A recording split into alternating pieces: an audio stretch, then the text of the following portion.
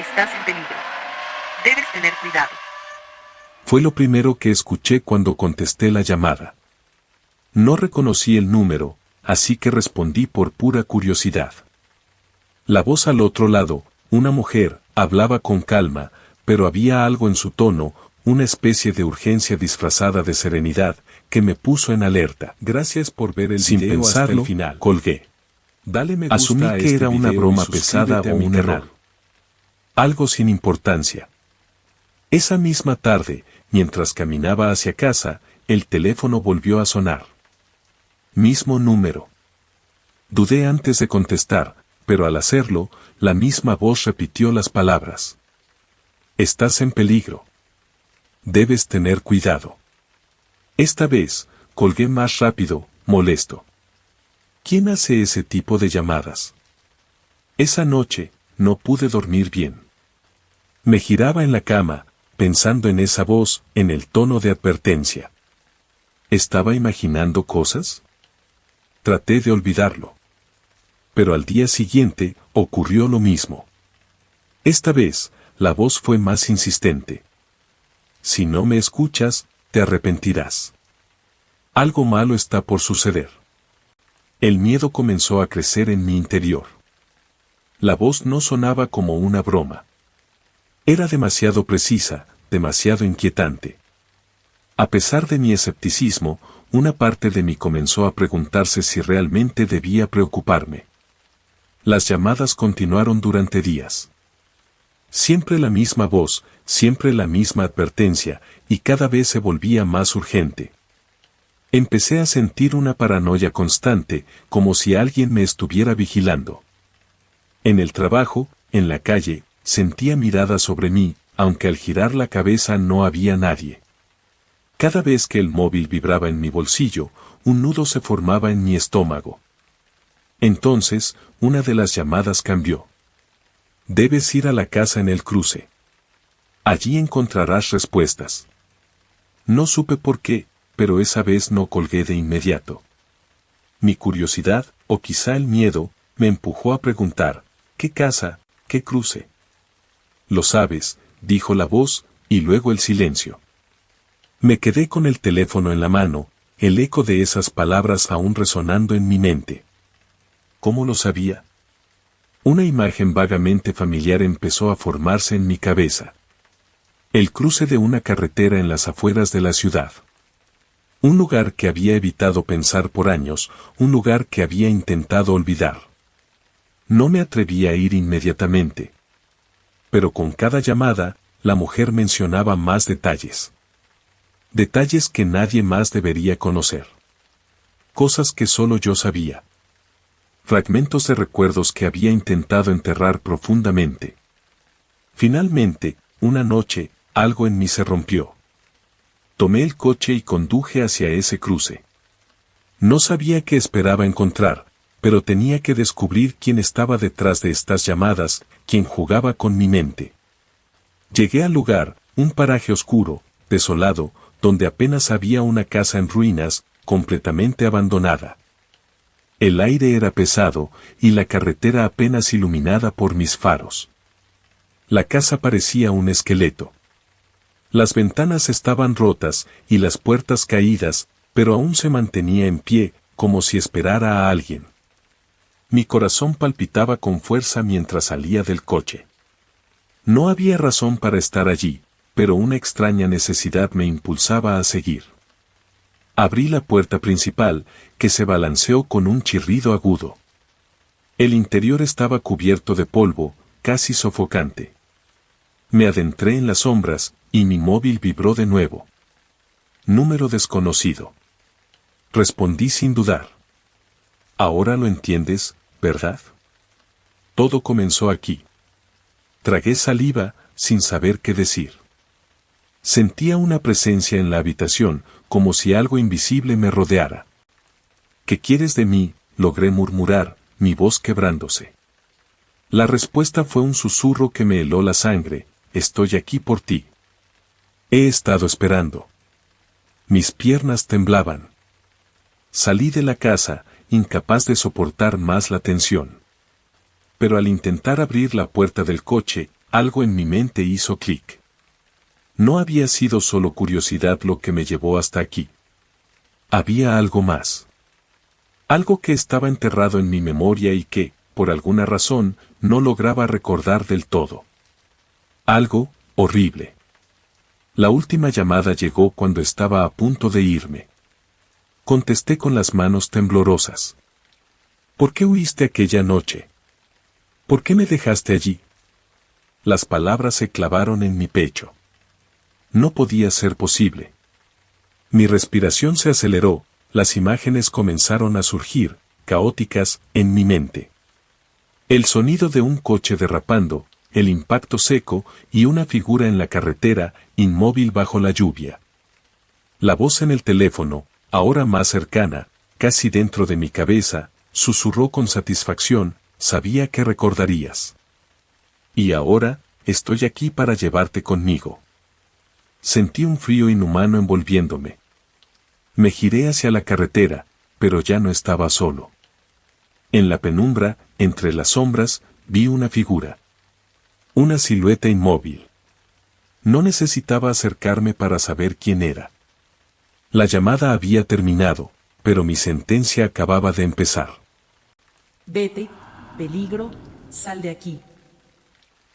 La voz era apenas un susurro en la oscuridad, lo suficientemente suave como para que pensara que lo había imaginado. Me quedé inmóvil en la cama, conteniendo la respiración, con los ojos clavados en el techo mientras el sonido se desvanecía entre las paredes. Había llegado a este apartamento hace apenas unos días, y la primera noche, esas palabras fueron lo último que escuché antes de caer dormido. Creí que era el resultado del cansancio, una simple alucinación auditiva provocada por el estrés de la mudanza. Pero entonces, la noche siguiente, volvió a suceder. Vete, peligro, sal de aquí. Eran las mismas palabras, el mismo tono susurrante, y provenían de un lugar indefinido, casi como si vinieran de dentro de las paredes. Sentí un escalofrío recorrerme la espalda mientras me levantaba de la cama, encendiendo la luz con rapidez. Me quedé de pie en medio de la habitación, escuchando. Pero el silencio reinaba. El edificio era viejo, los vecinos apenas visibles, las paredes finas. Tal vez el sonido venía del otro lado, algún vecino que murmuraba en sueños o veía la televisión demasiado bajo. Me repetí eso una y otra vez. Sin embargo, había algo extraño en el tono de la voz. No parecía el murmullo inconsciente de alguien medio dormido. Era claro, directo, dirigido a mí. Esa misma semana, escuché a los vecinos del 4B discutiendo. Una pareja mayor, siempre con semblantes tensos. Él, gruñón y callado, ella, distante. Pero esa noche, las paredes no pudieron silenciar sus gritos. Al día siguiente, cuando fui a tirar la basura, el pasillo olía a humedad y algo agrio. No volví a verlos. La tercera noche, la voz regresó. Esta vez, fue más intensa. Vete, peligro, ya es tarde. El pánico se apoderó de mí. Me levanté de un salto y comencé a revisar el apartamento, golpeando las paredes, abriendo las ventanas, buscando el origen. Pero no había nadie. Solo yo y ese maldito susurro. Traté de explicarlo con lógica, una filtración de aire, un vecino hablador, pero ninguna de esas explicaciones me convencía. El tono era demasiado personal. Demasiado cercano. Al día siguiente, uno de los vecinos, un hombre joven del 3A, desapareció. No lo vi salir, ni regresar. Me di cuenta porque el ruido de su música, siempre a un volumen ridículo, había cesado. Toqué a su puerta, pero no hubo respuesta. Otros inquilinos dijeron lo mismo, hacía días que no sabían de él. Esa noche, el susurro se convirtió en algo más.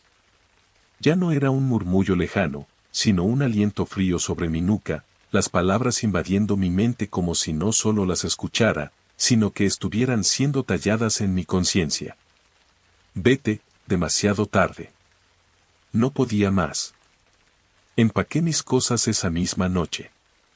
Ya no me importaba perder la fianza o quedarme con la mitad de mis pertenencias. Solo quería salir de ese lugar. Pero mientras arrojaba ropa en la maleta, algo extraño ocurrió. Las luces comenzaron a parpadear y el aire se volvió espeso, como si algo invisible me apretara el pecho. Me sentí atrapado. Cada rincón del apartamento parecía vigilarme. Corrí hacia el baño, como si buscar refugio en un espacio más pequeño pudiera protegerme. Pero cuando me miré al espejo, el reflejo que vi no era el mío. No al principio. Mis ojos, mis propios ojos, se veían apagados, como si estuvieran vacíos. Mi piel, pálida, parecía podrida. Me acerqué al espejo, pero algo no estaba bien. El rostro que veía en el vidrio parecía cambiar, distorsionarse. Un fogonazo atravesó mi mente. La luz de los faros, cegadora y brutal, iluminando de repente todo el coche. Un impacto seco, un crujido de metal y hueso, mi cuerpo sacudido con una violencia que me dejó sin aliento. El chirrido de las llantas, el olor a quemado. Y luego, el silencio. Frío. Oscuridad. No. No podía ser. El susurro volvió, pero esta vez, ya no era una advertencia. Era una sentencia. Es demasiado tarde. Comprendí entonces que nunca había llegado a mudarme realmente a este apartamento. El accidente no había sobrevivido. Ahora lo entendía. Yo era el fantasma atrapado en estas paredes, condenado a repetir la advertencia para todos los que llegaran después de mí. El vecino, el chico del 3A. Ellos también lo habían oído. Y ninguno logró escapar. Ahora, soy yo quien susurra. En cuanto subí a este vuelo nocturno, sentí que algo no estaba bien. Era como si el aire dentro de la cabina fuera distinto, más pesado, cargado con una tensión invisible que apretaba mi pecho. No pude explicarlo, pero desde el momento en que crucé la puerta, algo no encajaba. Me senté en mi asiento, intentando ignorar la sensación de malestar. Miré a mi alrededor y me di cuenta de que los demás pasajeros también parecían extraños. Nadie hablaba. Casi nadie se movía. Todos estaban rígidos, con las miradas perdidas al frente, como si no les importara lo que sucedía a su alrededor. El avión estaba casi lleno, pero el silencio era absoluto. Ni siquiera se oía el habitual bullicio de los vuelos, risas, conversaciones, el ruido de maletas colocadas en los compartimentos. Nada.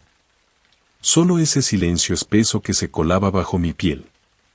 Mi corazón comenzó a latir más rápido. Intenté distraerme con mi teléfono, pero la señal ya se había perdido. Me puse los auriculares, pero la música no lograba calmarme. Algo estaba mal, y lo sabía. Pero me decía a mí mismo que solo estaba cansado, que era una paranoia absurda, producto de las noches sin dormir y el estrés del trabajo. Un par de horas después de despegar, la azafata pasó por el pasillo, y en ese momento, el pasajero que estaba sentado justo frente a mí se giró y me entregó una servilleta arrugada. Pensé que quería devolverla o pedir algo, pero cuando la tomé y la desdoblé, el contenido me dejó helado. En la servilleta, con una letra temblorosa, alguien había escrito: "Estamos todos muertos. Tienes que aterrizar el avión". Sonreí, nervioso. Debía de ser una broma de mal gusto, una de esas cosas absurdas que hacen algunos pasajeros para pasar el tiempo o molestar a otros. Pero cuando levanté la mirada hacia el hombre que me la había dado, su expresión no cambió. No era una sonrisa traviesa. No había ni un atisbo de humor en sus ojos vacíos, solo algo que parecía vacío. Inmóvil, seguía mirándome sin parpadear. Un frío intenso recorrió mi espalda. Arrugué la servilleta y la guardé en mi bolsillo. No quería seguir pensando en esa tontería. pero la sensación de incomodidad se hizo más fuerte, como si todo a mi alrededor estuviera mal. Los pasajeros seguían en silencio, en ese estado casi catatónico. Nadie pedía nada, nadie se levantaba para ir al baño. Poco después, una mujer al otro lado del pasillo se inclinó hacia mí y me tendió otra nota. Mi mano tembló cuando la tomé. Al abrirla, el mensaje era el mismo: estamos todos muertos. Tienes que aterrizar el avión. Mi mente luchaba por mantener la lógica. No puede ser verdad. Me repetía a mí mismo que era imposible. Pero el miedo empezó a abrirse paso, a retorcerse en mi estómago, y mis manos sudaban mientras miraba a los demás pasajeros, buscando alguna señal de normalidad. Pero ellos seguían ahí, inmóviles, inexpresivos. Cuando una tercera persona me entregó una nota con las mismas palabras, el terror ya me dominaba. Me levanté de golpe y fui directamente hacia la cabina, decidido a hablar con la tripulación. Tenía que decirles que algo raro estaba pasando. Pero cuando llegué, un anuncio interrumpió mis pensamientos. El capitán les informa que estamos experimentando problemas técnicos. Vamos a realizar un aterrizaje de emergencia. Las luces parpadearon y sentí como el avión comenzaba a descender de manera brusca. Los murmullos de los pocos pasajeros que aún mostraban alguna reacción comenzaron a extenderse, pero lo más perturbador era que muchos otros seguían completamente impasibles, como si nada les importara. Corrí hacia una azafata y le grité que necesitábamos aterrizar de inmediato, que algo terrible iba a suceder si no lo hacíamos. Ella me miró, confusa, como si no entendiera del todo mis palabras. Pero mi desesperación fue suficiente para convencerla de avisar al capitán. Sentí como el avión descendía más rápido, los motores rugiendo con fuerza mientras tratábamos de estabilizarnos. Después de lo que pareció una eternidad, aterrizamos de manera forzada en un pequeño aeropuerto. La tripulación, claramente nerviosa, evacuó a los pasajeros rápidamente.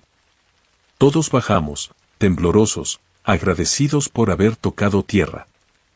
Cuando regresé al avión para recuperar mi equipaje, la cabina estaba vacía. No había ni rastro de los pasajeros que me habían dado las notas. Fui hacia los asientos donde habían estado sentados, pero ya no quedaba nadie. Pregunté a la tripulación, pero ninguno recordaba haberlos visto subir. El aeropuerto local, pequeño y modesto, no tenía registros de nuestro vuelo en su sistema. Mientras miraba por la ventanilla, vi en una pantalla del lugar una noticia que me congeló el alma. Hace exactamente 5 años, un avión que cubría esta misma ruta había caído en el mar.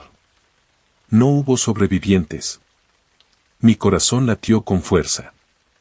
Las fechas, la ruta, los pasajeros. Todo encajaba. Habíamos aterrizado, pero ellos nunca lo hicieron.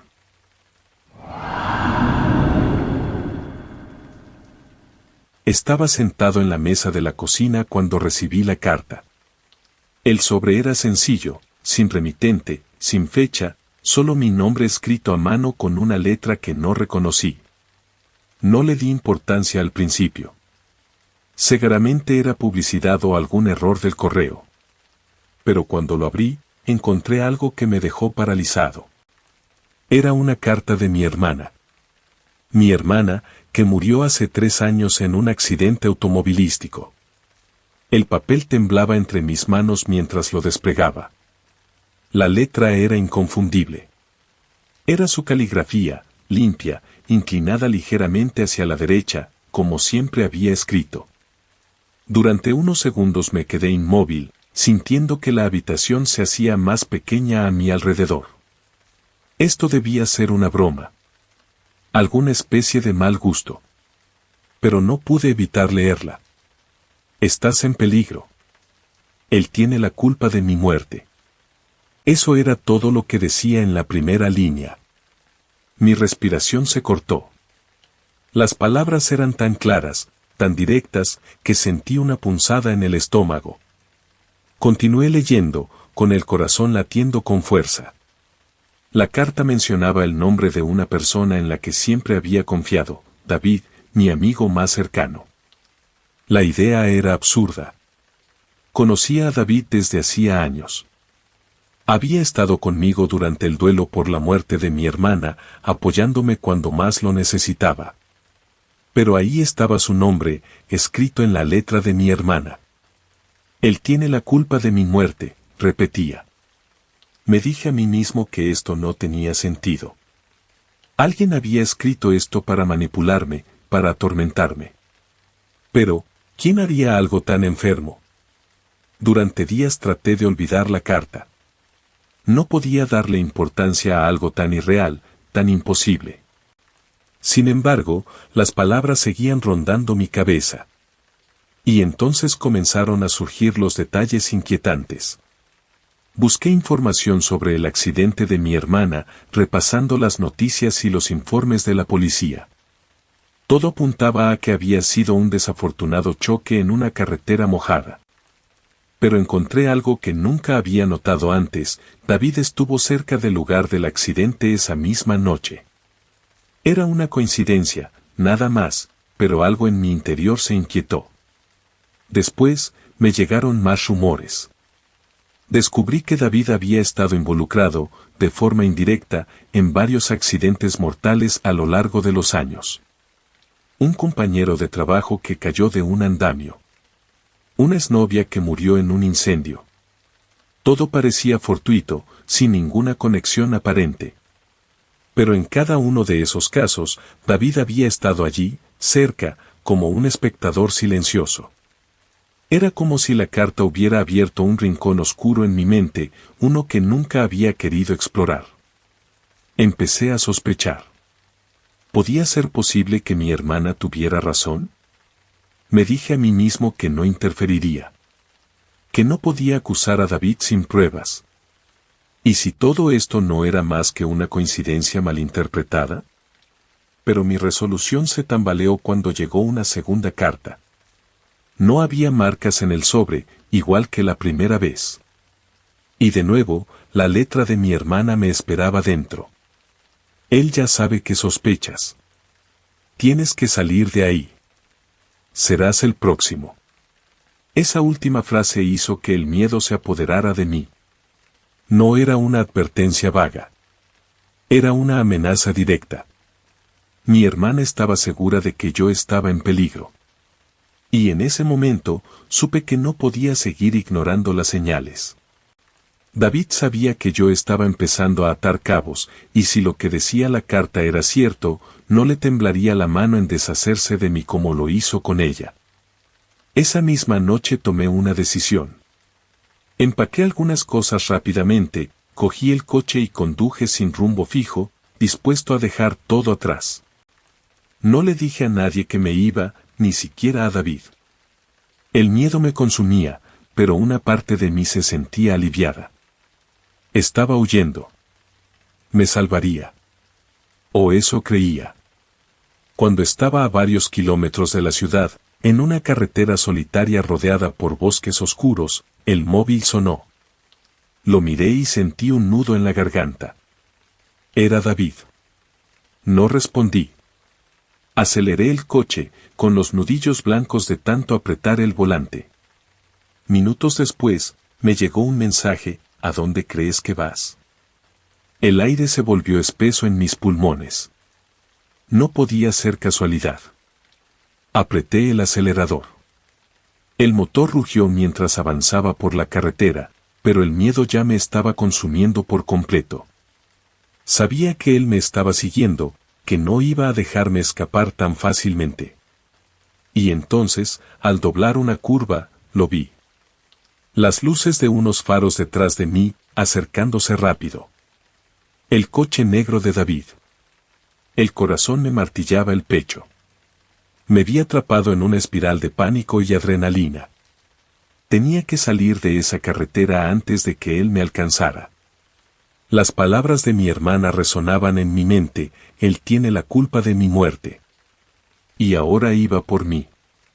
Intenté mantener la calma, pero al girar una curva demasiado rápido, las ruedas del coche patinaron en el asfalto mojado. El volante se me escapó de las manos y el coche derrapó violentamente. Todo ocurrió en un segundo interminable, el metal crujió, el mundo giró y luego, oscuridad. Cuando desperté, estaba atrapado entre los restos de mi coche, con el olor a gasolina y sangre impregnando el aire. Intenté moverme, pero mi cuerpo no respondía. Entonces lo vi.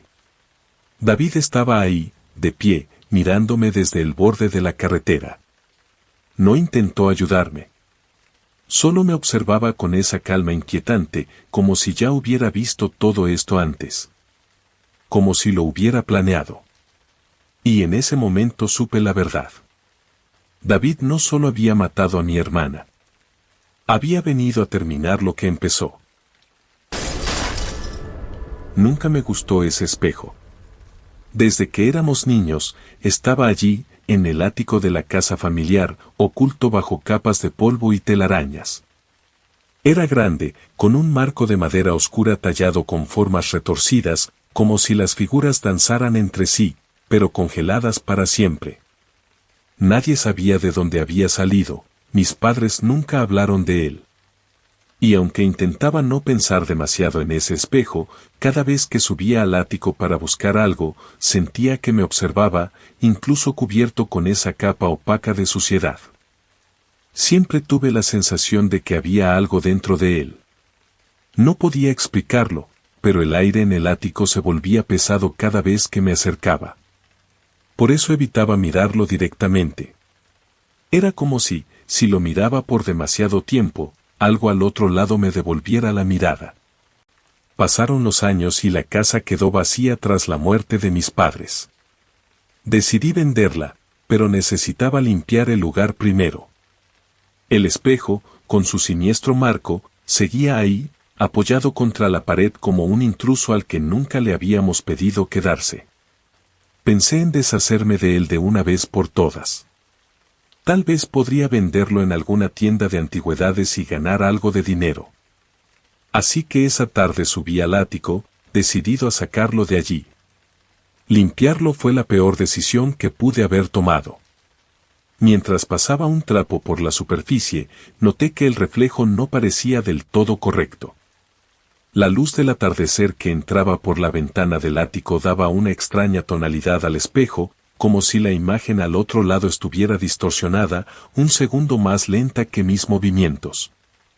Y entonces lo vi, una sombra. Algo en el fondo del reflejo, fuera de lugar. Era una figura oscura que se movía ligeramente, como si intentara mantenerse en los márgenes de la imagen, apenas visible, pero presente. Solté el trapo, pensando que era solo una ilusión provocada por la luz. Pero en cuanto intenté alejarme, escuché algo. Un susurro. Detente. No lo toques. El sonido fue tan suave que al principio creí haberlo imaginado. Pero el tono era claro, no era una voz amable, sino un susurro urgente, casi desesperado. El tipo de advertencia que se da cuando alguien está a punto de cometer un grave error. Mi cuerpo entero se tensó. Miré alrededor del ático, esperando encontrar alguna explicación lógica, el viento, las vigas de madera crujiendo, algo. Pero no había nada. Solo el espejo y yo. Sentí un frío en la nuca, como si alguien estuviera de pie justo detrás de mí, respirando suavemente sobre mi piel. Sin saber qué más hacer, dejé el espejo en su lugar. Mi mente intentaba racionalizar lo que había sucedido, pero no podía. Bajé del ático con las manos temblorosas, decidido a dejar ese maldito espejo allí hasta que alguien más se ocupara de la casa. A la mañana siguiente, mientras tomaba café, vi una noticia en el periódico local que me hizo soltar la taza, dejándola estrellarse contra el suelo. Anticuario hallado muerto tras adquirir antiguo espejo. El artículo mencionaba que uno de nuestros vecinos había vendido recientemente un espejo a una tienda de antigüedades. El dueño del negocio fue encontrado sin vida en su almacén. No había señales de violencia. Lo único extraño era que lo encontraron sentado frente al espejo, con la mirada perdida y las manos crispadas, como si hubiera estado intentando apartarse de algo. Un escalofrío helado me recorrió la espalda. Ese espejo era el mismo que estaba en nuestro ático. No cabía duda. Había pasado años evitándolo, sintiendo su presencia maliciosa, y ahora sabía que no era imaginación mía. Llamé a nuestro vecino para confirmar la historia.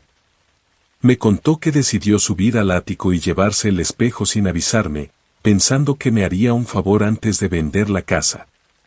Lo vendió esa misma tarde al anticuario. Y esa misma noche, el hombre murió. Al colgar el teléfono, un nudo se formó en mi garganta. Algo oscuro vivía en ese espejo, algo que no debería haber sido movido de ese lugar. Y lo peor fue lo que descubrí al investigar la historia de la casa.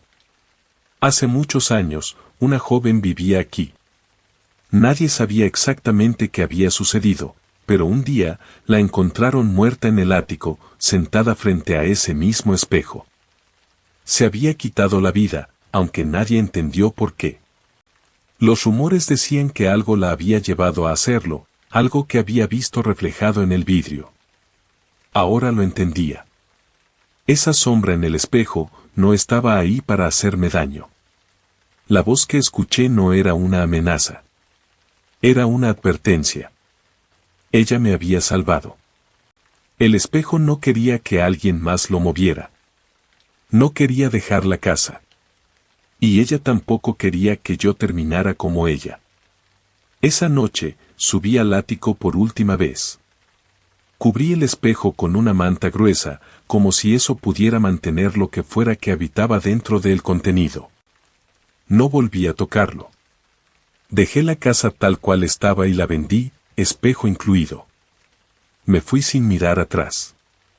Pero a veces, cuando paso por un escaparate o veo mi reflejo en alguna superficie, tengo la sensación de que la imagen no es del todo mía.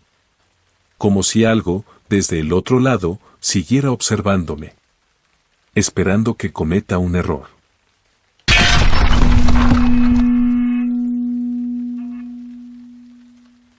Trabajo como taxista desde hace años y creía haberlo visto todo: borrachos, peleas en el asiento trasero, pasajeros silenciosos que daban mala espina. Pero aquella noche me enfrenté a algo que no puedo explicar. Algo que todavía me persigue. Era tarde, cerca de las 10, cuando decidí tomar un último cliente antes de volver a casa. La carretera que bordeaba la ciudad estaba casi vacía, el cielo oscuro y sin estrellas, y la brisa húmeda hacía que todo se sintiera más pesado de lo normal. Fue entonces cuando lo vi, un hombre al borde de la carretera, levantando la mano para detenerme. Me acerqué y bajé la ventanilla. El hombre tenía un aspecto extraño. Estaba pálido, con ojeras profundas, como si no hubiera dormido en días. Llevaba un abrigo largo, a pesar del calor sofocante, y parecía casi agotado. Se inclinó hacia la ventanilla y me pidió que lo llevara a las afueras de la ciudad. ¿Hasta dónde?, pregunté, notando su tono apagado. A la vieja estación de tren. No había ninguna prisa en su voz, pero algo en su tono me hizo sentir incómodo, como si la petición fuera más importante de lo que parecía. Aún así, acepté. Era un trayecto largo, pero con suerte podría sacarle un buen dinero antes de terminar el turno. El hombre subió al asiento trasero, cerró la puerta sin hacer ruido, y arrancamos. Durante los primeros kilómetros, no dijo nada. Todo lo que escuchaba era el ruido del motor y el zumbido lejano de los neumáticos sobre el asfalto. De vez en cuando miraba por el retrovisor, pero él solo se quedaba allí, inmóvil, con la mirada perdida hacia la ventana, como si estuviera en otro mundo. Fue en ese silencio que finalmente habló. «No cruces el puente», dijo, sin apartar la vista del paisaje nocturno. «Se va a derrumbar». Sus palabras fueron tan simples, tan claras, que me erizaron la piel. Al principio pensé que debía ser alguna especie de broma, pero no había ningún rastro de humor en su voz. Me miré en el retrovisor. Sus ojos seguían fijos en la oscuridad exterior, serenos pero llenos de algo que no supe identificar. ¿Cómo sabes eso?, pregunté, tratando de sonar casual. Confía en mí. No lo cruces. Mi primera reacción fue dudar. El puente era la ruta más directa hacia la estación de tren. ¿Por qué no cruzarlo?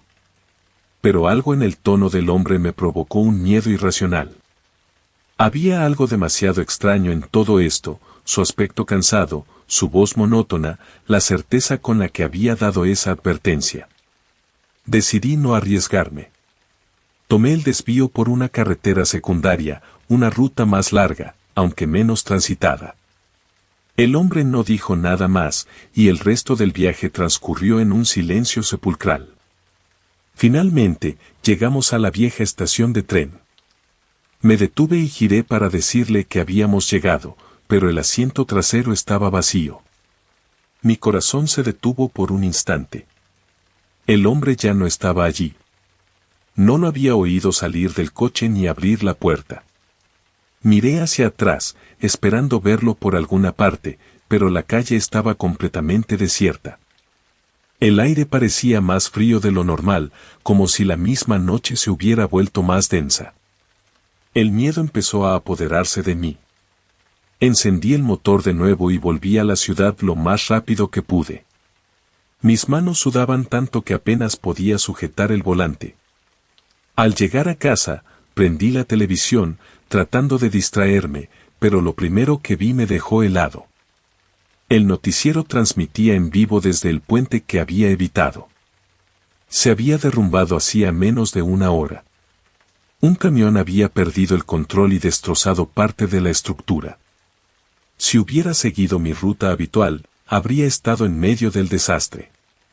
Me quedé inmóvil, con el control remoto en la mano, incapaz de procesar lo que acababa de ocurrir. El hombre me había advertido. Me había salvado la vida. Todavía sin poder creerlo, decidí averiguar más sobre el accidente. Una noticia relacionada llamó mi atención. Hace una semana, otro accidente mortal había ocurrido en ese mismo puente. Entre las víctimas, encontré la foto de un hombre, era el mismo que había subido a mi taxi esa noche. Mi cuerpo entero se paralizó. Allí estaba él, en blanco y negro, con la misma mirada cansada, el mismo abrigo largo. El reportaje decía que había perdido la vida cuando su coche cayó al río al intentar cruzar el puente. No pude dormir esa noche. Cada vez que cerraba los ojos, veía su rostro reflejado en el retrovisor, mirándome desde el asiento trasero. No sé por qué decidió advertirme a mí, por qué volvió desde la muerte para salvarme, pero una cosa es segura, no fue casualidad. Desde entonces, conduzco por las noches con la sensación constante de que alguien más está en el coche, en silencio, observándome desde las sombras del asiento trasero. A veces, en los cruces oscuros, reviso el retrovisor por costumbre, y durante un breve segundo, siempre espero volver a verlo allí. Esperando, vigilando. Y temo el día en que vuelva a hacerlo. Porque si regresa, sé que la próxima vez no será para salvarme. Mi vecina, Rosa, era una mujer mayor que vivía sola en el apartamento de al lado. Nunca hablamos mucho, pero siempre me saludaba con una sonrisa amable cuando coincidíamos en el pasillo. Tenía esa energía tranquila de las personas mayores que saben mantenerse al margen sin meterse en la vida de nadie. Era el tipo de persona que podías no ver durante días sin preocuparte, porque sabías que siempre estaba bien. Hasta esa noche. Estaba ya en la cama, mirando el techo y esperando que el sueño llegara, cuando escuché un golpe seco en el apartamento de Rosa. Luego, algo que sonaba como el arrastre de un mueble. Me incorporé de golpe, sintiendo como la incomodidad me crecía en el pecho. No era normal escuchar ruidos a esa hora. Rosa se acostaba temprano y nunca hacía ruido. Los golpes continuaron, más apagados, como si alguien intentara moverse sin ser escuchado. Me levanté y fui hasta la puerta de mi apartamento. El pasillo estaba en penumbras, apenas iluminado por una bombilla parpadeante. Me acerqué a la puerta de Rosa y toqué suavemente. ¿Rosa? ¿Todo bien? No hubo respuesta. El silencio que vino después fue más inquietante que los ruidos. Di unos golpes más fuertes en la puerta. Rosa, soy yo. ¿Está todo bien? Entonces escuché algo al otro lado de la puerta, un roce leve, como si alguien se moviera muy despacio. El sonido fue seguido de un murmullo apagado, casi un susurro. Mi corazón empezó a latir más rápido. Sentí la necesidad de hacer algo. Sin saber por qué, saqué el móvil y llamé al número de Rosa. No esperaba que contestara, pero al segundo timbre, su voz surgió del otro lado. ¿Hola? Preguntó, con un tono débil, como si acabara de despertar. Rosa, soy tu vecino. ¿Estás bien? Escuché ruidos y me preocupé. Estoy aquí afuera. Su respuesta fue inmediata, pero su voz se tornó más agitada, casi desesperada. No abras la puerta. Su tono me hizo dar un paso atrás, con el móvil apretado en la mano. ¿Por qué? ¿Qué ocurre? Están aquí, han venido por mí. No los dejes entrar. Te lo ruego. No abras la puerta. Su voz era tranquila, pero cargada de miedo, como si tratara de contener el pánico para no perder la razón. Mi corazón se aceleró, y sin entender del todo lo que estaba pasando, me quedé quieto en medio del pasillo, paralizado por la advertencia. ¿Quiénes eran ellos? ¿Quién había venido por ella? Rosa, ¿llamo a la policía? Susurré, sintiendo como la adrenalina recorría mi cuerpo. No hay tiempo. Solo vete, no abras. Por favor, su voz se rompió en un murmullo tembloroso, y luego colgó.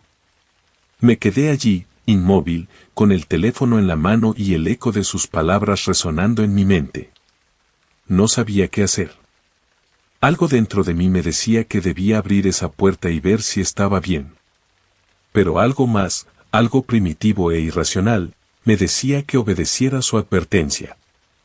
Finalmente, me di la vuelta y regresé a mi apartamento. Cerré la puerta con llave y no pegué ojo en toda la noche. Me quedé escuchando en silencio, esperando algún otro ruido, alguna señal, pero todo estuvo en calma. Como si nada hubiera pasado. A la mañana siguiente, salí al pasillo con el estómago encogido. Toqué de nuevo en la puerta de Rosa, pero no hubo respuesta. Algo no estaba bien. Decidí bajar al primer piso y preguntar al portero. ¿Sabe algo de la señora Rosa? Le pregunté, tratando de sonar tranquilo. El portero me miró con una mezcla de sorpresa y lástima. ¿Rosa? Murió hace 3 días, muchacho. No se lo dije antes porque pensé que ya lo sabía. Encontraron su cuerpo en el apartamento. Un infarto, según dijeron los paramédicos. El suelo pareció abrirse bajo mis pies. Sentí un mareo súbito. ¿Cómo era posible? Había hablado con ella anoche, escuché su voz, su desesperación. Pero según el portero, Rosa llevaba muerta 3 días. Volví a mi apartamento en estado de shock. Estaba tratando de encontrarle algún sentido a lo ocurrido cuando escuché la sirena de una patrulla acercándose al edificio. Me asomé por la ventana y vi que un coche de policía y una ambulancia estaban estacionados en la entrada. 2 oficiales entraron corriendo al edificio. Minutos después, los vi sacar a un hombre esposado. Era un ladrón, con la cara cubierta de sangre y una expresión aterradora en el rostro. Lo empujaron hacia la patrulla, pero antes de entrar al coche, el hombre volteó hacia el edificio con una mirada llena de furia. Mi corazón se detuvo cuando escuché a uno de los vecinos explicarle a la policía. Intentó robar en el apartamento de la señora Rosa anoche. Pero algo lo asustó antes de que pudiera entrar. Estaba completamente alterado, decía que escuchó voces desde adentro. Voces que le decían que no abriera la puerta. Me quedé paralizado, sintiendo un frío inexplicable recorrerme la columna. Esa voz que había escuchado, esa advertencia. Rosa me había llamado desde el otro lado. Si hubiera abierto la puerta anoche, el ladrón habría entrado corriendo. Y tal vez yo no estaría aquí para contarlo. Gracias por ver el video hasta el final. Dale me gusta a este video y suscríbete a mi canal.